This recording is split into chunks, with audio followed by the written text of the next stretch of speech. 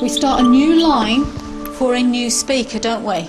Yeah, so that's our first rule. That's rule number 1. What's rule number 2 then? Jamie? Open speech marks. Open speech marks. Each child at the end of that lesson gets an individual target set by the teacher based on work they've done. That points out certain areas where children need development. Once we've identified an area that shows a weakness, that we can then put something on our class area that will, if they're a bit wobbly, enable them to practice the skills that they've learned. Using speech marks. Watch this video about how to set out the speech properly. Rule 1. New line for a new speaker.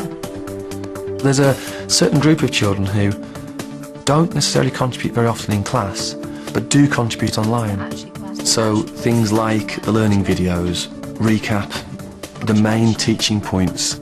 The children can then look at it again at their own pace, in their own time, and then if you put something like a wiki alongside it, they can then show you what they can do.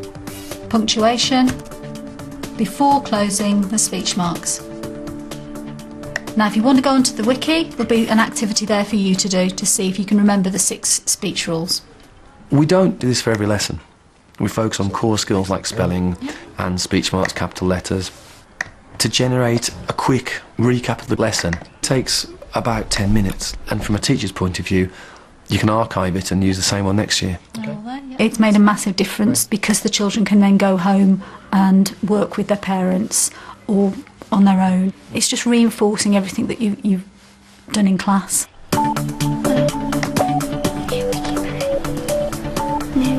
You're setting targets for the children to make them better writers or readers or mathematicians. So there's a wiki set up with each of their names underneath it, and we ask them to find a key target, then find a website that helps them achieve their target, and then paste that web address into their wiki.